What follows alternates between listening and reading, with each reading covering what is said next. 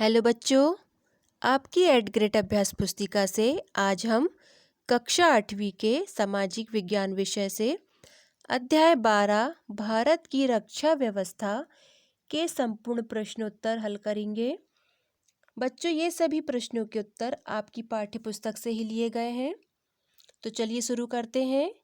अध्याय 12 भारत की रक्षा व्यवस्था। प्रश्न क्रमांक 1 है, भारतीय रक्षा सेना के प्रमुख अंग कौन कौन से हैं, उनके नाम लिखिए। इसका उत्तर है, भारतीय रक्षा सेनाओं के प्रमुख अंग 3 हैं। पहला थल सेना, दूसरा नौसेना, तीसरा वायुसेना। थल सेना जो बॉर्डर पर तैनात रहती है और दुश्मनों से हमारे देश की रक्षा करती है। इसी प्रकार नौसेना समुद्री रास्तों से आने वाले दुश्मनों से हमें बचाती है और वायुसेना वायु मार्ग से आने वाले दुश्मनों से हमें बचाती है। अगला प्रश्न देखेंगे, प्रश्न क्रमांक 2। थल सेना को कितने क्षेत्रों में कमान में संगठित किया गया है, उनके नाम लिखिए। इसका उत्तर है, थल सेना को 5 क्षेत्रों कमान में संगठित किया गया है। पहला केंद्रीय कमान, दूसरा पूर्वी कमान, तीसरा पश्चिमी कमान, चौथा उत्तरी कमान और पांचवा दक्षिणी कमान।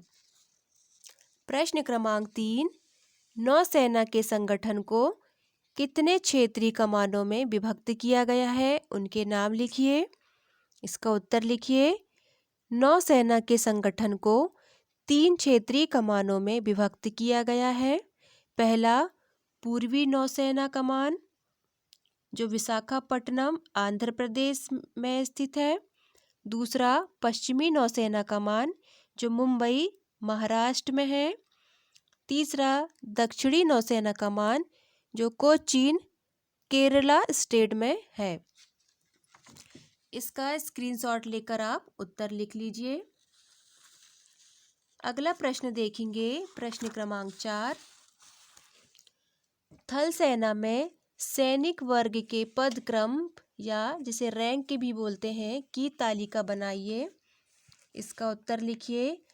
थल सेना में सैनिक वर्ग के पदक्रम की तालिका इस प्रकार है।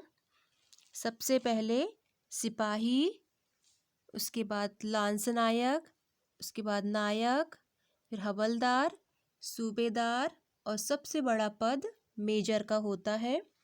इस तालिका को आप लिख लें। अगला प्रश्न देखेंगे, प्रश्न क्रमांक 5।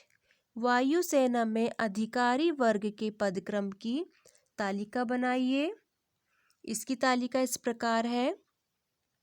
सबसे पहले फ्लाइंग ऑफिसर, फिर flight lieutenant, squadron leader, wing commander, group captain, air command, air marshal, air vice marshal, air marshal और एयर चीफ मार्शल सबसे बड़ा पद होता है। इसकी तालिका को आप लिख लें। अगला प्रश्न, प्रश्न क्रमांक 6। वायुसेना की प्रमुख कमान कौन कौन से स्थानों पर बनाई गई है, इसके मुख्य अधिकारी किस रैंक के होते हैं। इसका उत्तर लिखिए। वायुसेना की प्रमुख कमान के निम्न स्थानों पर बनाई गई है। पहला शिलांग मेघालय जो पूर्वी कमान है। दूसरा सुब्रोतो पार्क नई दिल्ली पश्चिमी कमान है। तीसरा इलाहाबाद उत्तर प्रदेश मध्य कमान। चौथा तिरुवनंतपुरम केरल दक्षिणी कमान है और पांचवा गांधीनगर गुजरात दक्षिणी पश्चिमी कमान है। छठवा बंगलौर कर्नाटक यहाँ का प्रशिक्षण केंद्र है। इनके मुख्य अधिकारी एयर मार्शल रैंक के होते हैं। अगला प्रश्न देखिए, प्रश्न क्रमांक 7। भारतीय सेना के संयुक्त कमान की स्थापना कब व कहाँ की गई है। इसका उत्तर लिखिए। सन 2001 में भारतीय सेना, नौसेना, थल सेना और वायुसेना की संयुक्त स्थापना अंडमान निकोबार द्वीप समूह में की गई है। इसका आप स्क्रीनशॉट लेकर उत्तर लिख लीजिए। अगला प्रश्न, प्रश्न क्रमांक 8, शांति काल में रक्षा सेनाओं का क्या योगदान होता है? इसका उत्तर लिखिए। शांति काल में रक्षा सेनाओं का समाज सेवा में अनेक प्रकार का योगदान होता है, जैसे बाढ़, भूकंप, अन्य प्राकृतिक प्रकोपों व बड़ी दुर्घटनाओं के समय राहत कार्य करना। प्रश्न क्रमांक 9 देखिए, भारतीय नौसेना के मुख्य युद्धपोतों के नाम लिखिए। इसका उत्तर लिखेंगे। भारतीय नौसेना की मुख्य युद्धपोत इस प्रकार हैं। पहला, INS। बच्चों, INS का full form Indian navy ship होता है। दूसरा है नीलगिरी, तीसरा हिमगिरी, चौथा देवगिरी, पांचवा तारागिरी, छठवा विंध्यागिरी, सातवां INS गोदावरी। ये हमारी भारतीय नौसेना के प्रमुख युद्धपोत हैं। अगला प्रश्न, प्रश्न क्रमांक 10, विद्यालयों में नेशनल कैडेट कोर NCC का गठन किस उद्देश्य को ध्यान में रखकर किया गया है? इसका उत्तर लिखिए।